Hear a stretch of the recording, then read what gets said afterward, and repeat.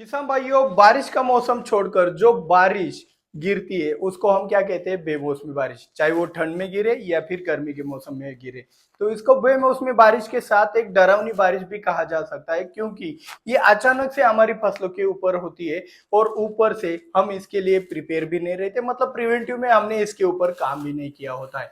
तो इसी के लिए आप जब भी देखते हो ना, अभी देखो 8 7 8 दिन के बाद हमें बारिश बताई गई है, तो भाई वह बारिश आने से पहले हम हमारी फसलों में ऐसा कौन सा स्प्रे लोड कर दे जिससे हमारी फसल को जो बारिश होने वाली है उससे कुछ भी नुकसान नहीं होगा। तो ये स्ट्रैटेजी अगर अपनाई तो नुकसान होने से टल सकता है। और कई बार अगर आप में से कुछ किसान कहेंगे सर जी देखेंगे बारिश गिरा तो करेंगे कुछ, तो भाई वहां पे दिक्कत आ जाती है। दिक्कत ऐसी आ जाती है कि भाई बारिश होने के बाद जो इन्फेक्शन हो जाता है डिसीज का, तो वो डिसीज का इन्फेक्शन होने के बाद उसे रोक पाना मुश्किल होता जाता है। और जितना आप लेट करते हो, वो जैसे कैंसर के स्टेजेस होते हैं ना, first stage, second stage, third stage, तीसरे स्टेज में तो उसे क्योर करना नामुमकिन हो जाता है। उसी तरीके से आपके फसल के अंदर बेमौसमी बारिश के कारण कोई इंफेक्शन हो गया, तो उस इंफेक्शन को अगर आपने आंखों से देख लिया, मतलब वो थर्ड स्टेज में पहुंच चुका है, अभी उसे क्योर कर पाना बहुत मुश्किल होता है। और जब आपके फसल के ऊपर कोई रोग रहता है, तो वो रोग किसके ऊपर जीवित रहता है? आपके फसल के स्टोरेज के ऊपर। वो आपके फसल में से स्टोरेज खींचता रहता है। इसीलिए बेमौसमी बारिश होने से पहले प्रिवेंटिव में एक स्प्रे डालना बहुत जरूरी है। तो कौन सा वाला स्प्रे डालना चाहिए, इसके बारे में आज का ये वीडियो है, तो वीडियो को लाइक जरूर कीजिएगा। चलिए शुरुआत करते हैं बेमौसमी बारिश से पहले वाला कॉम्बिनेशन। तो यहाँ पे बेमौसमी बारिश से पहले वाला कॉम्बिनेशन के तौर पर हमारा जो बजट रहेगा, बजट हमारा बहुत ही कम रखना है, क्योंकि ये हमारा हमेशा का रूल है, जितना सस्ते में अच्छा रिजल्ट मिल सके उतना लेना है। सबसे पहला बजट का चीज है। सेकंड वाला चीज, जो भी रोग आते हैं बारिश के बाद, अचानक से बारिश के बाद, उन रोगों के ऊपर काम करने वाला कॉम्बिनेशन चाहिए।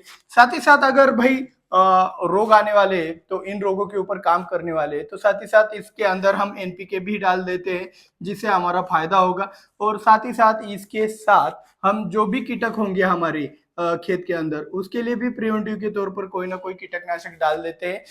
पीजीआर का या फिर टॉनिक का इस्तेमाल यहाँ पे ना कीजिएगा, क्योंकि बारिश होने के बाद पौधों में ज्यादा नाजुकपन आ जाता है। तो ऐसी सिचुएशन में अगर आप टॉनिक का इस्तेमाल करना भी चाहते हो, तो भाई बारिश होने के बाद अच्छा सा स्प्रे लेके आप वहां पे टॉनिक का, पीजीआर का इस्तेमाल कर सकते हो। बारिश से पहले टॉनिक का या फिर पीजीआर का इस्तेमाल करोगे, जो कि ज्यादा एक्सपोनेंशियल ग्रोथ करता है, तो आपका नुकसान भी हो सकता है। एक्सपोनेंशियल ग्रोथ यानी कि हद से ज्यादा ग्रोथ करता है वो वाला चीज।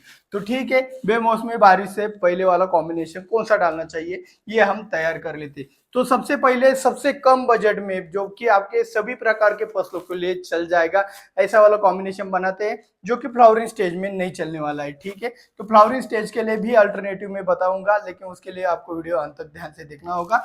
तो शुरुआत में हम लेते हैं एक्रोबैट कंप्लीट। अभी कुछ कहेंगे सर जी एक्रोबैट क्या सस्ता है क्या, लेकिन जी नहीं, एक्रोबैट कंप्लीट कहा है, ये एक्रोबैट से अलग चीज है। एक्रोबैट कंप्लीट के अंदर क्या आता है? डायमेथोमॉर्फ आता है, और उसी के साथ साथ मिडरम आता है। इसके अंदर डायमेथोमॉर्फ मेरे हिसाब से 9% आता है। और भाई जो अपना ओरिजिनल वाला एक्रोबैट है, जिसके अंदर सिर्फ डायमेथोमॉर्फ आता है, उसमें आता है 50%। तो ये 9% होने के कारण इसको बड़ी सस्ता आपके लिए लाया गया है, बढ़िया तरीके से सस्ता किया गया है।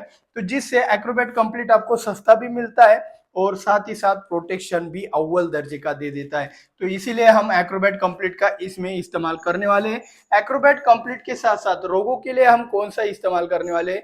तो रोगों के लिए हम सबसे बढ़िया वाला पेगासस ले सकते हैं। ठीक है, पेगासस बढ़िया है। पेगासस हम अलग अलग किटकों के लिए लेने वाले, सिस्टेमिक वाली दवाई है, इसलिए इसी के साथ साथ हम एक कॉन्टेक्ट एक्शन वाला दवाई भी लेंगे, जिसके तौर पर हम पदान का इस्तेमाल करेंगे। आप चाहो तो यहाँ पे प्रोक्लेम का भी इस्तेमाल कर सकते हो। तो पदान की जगह पे आप कार्टाप हाइड्रोक्लोराइड वाला जो भी टेक्निकल है, किसी भी कंपनी का ले सकते हो। पेगासस, डाइफेनथ्योरान, आप किसी भी कंपनी का ले सकते हो, उसमें भी कोई टेंशन नहीं है। अभी रोग हो गया एनपीके के तौर पर हम यहाँ पे क्या लेंगे, तो यहाँ पे हम 13-40-13 ले रहे हैं, आप 12-61 या फिर 52-34 भी बेझिझक ले सकते हो। और इसी के साथ साथ अगर आपके एरिया में अवेलेबल होगा तो सिलिकॉन पाउडर का भी इस्तेमाल करोगे तो इस कॉम्बिनेशन में और भी ज्यादा मजबूती 2 गुना हो जाएगी। अगर पाउडर अवेलेबल है तो इस्तेमाल कीजिएगा, लिक्विड अवेलेबल होगा तो इस्तेमाल मत कीजिए, रिएक्शन करता है। ठीक है, इसके डोज जान लेते हैं। तो एक्रोबैट कंप्लीट 200 लीटर पानी के लिए आप 500 ग्राम का इस्तेमाल कर सकते हो। पेगासस 200 लीटर पानी के लिए 200 ग्राम का इस्तेमाल कर सकते हो। पदम 200 लीटर पानी के लिए 200 ग्राम का इस्तेमाल आप कर सकते हो। 13-40-13 200 लीटर पानी के लिए 500 ग्राम का इस्तेमाल आप कर सकते हो। और सिलिकॉन पाउडर 200 लीटर पानी के लिए आप 500 ग्राम का इस्तेमाल कर सकते हो। अभी रही बात आपके फ्लावरिंग स्टेज की, तो अभी कुछ किसान कहेंगे कि सर जी मेरा तो फ्लावरिंग स्टेज है और एक्रोबैट कंप्लीट डालूंगा तो फ्लावर ड्रॉपिंग होगा और अव्वल दर्जे का होगा, इससे फ्लावर ड्रॉपिंग भी होता है। तो यहाँ पे अगर एक बदलाव किया जाए तो आपका फ्लावर ड्रॉपिंग नहीं होगा। आपको सिंपली एक बात करना है कि एक्रोबैट कंप्लीट की जगह आपको इस्तेमाल करना है झैम्प्रो 200 ml 200 लीटर पानी के लिए। ठीक है, मतलब एक्रोबैट कंप्लीट नहीं तो जैम्प्रो, दोनों में से कोई एक लेना है। जैम्प्रो आपका फ्लावरिंग स्टेज में भी चल जाता है। तो इस तरीके से आप बेमौसमी बारिश से पहले इस स्प्रे को लोड करते हो तो कितने दिन के लिए प्रोटेक्शन मिलता है, मतलब रेसिडुअल एक्शन भी होता है जैसे एक एक दवाइयों का। तो इस पूरे कॉम्बिनेशन का रेसिडुअल एक्टिविटी कितने दिनों का रहने वाला है, तो कम से कम 10 दिनों तक ये अच्छे से प्रोटेक्शन आपके फसल के लिए दे देगा। आज डाला है तो आज से 10 दिनों के भीतर कोई भी बारिश गिरता है तो आप इससे बच सकते हो। और बारिश गिरने के बाद सिंपल वाला आप M45 ब्लू कॉपर का भी कॉम्बिनेशन डाल देते हो तो भी आपको अच्छा रिजल्ट मिल जाएगा। तो इस तरीके से आपको कॉम्बिनेशन के बारे में सोचना है। ऐसे ही कॉम्बिनेशन वाले वीडियो आपको और भी आते रहेंगे। इसके लिए आपके लाइक का टारगेट 2000 लाइक का टारगेट है और चैनल को सब्सक्राइब नहीं किया है सब्सक्राइब करके बेल आइकन दबा दीजिएगा, ज्यादा से ज्यादा शेयर जरूर कीजिएगा। मिलते हैं अगले वीडियो में। जय जवान जय किसान।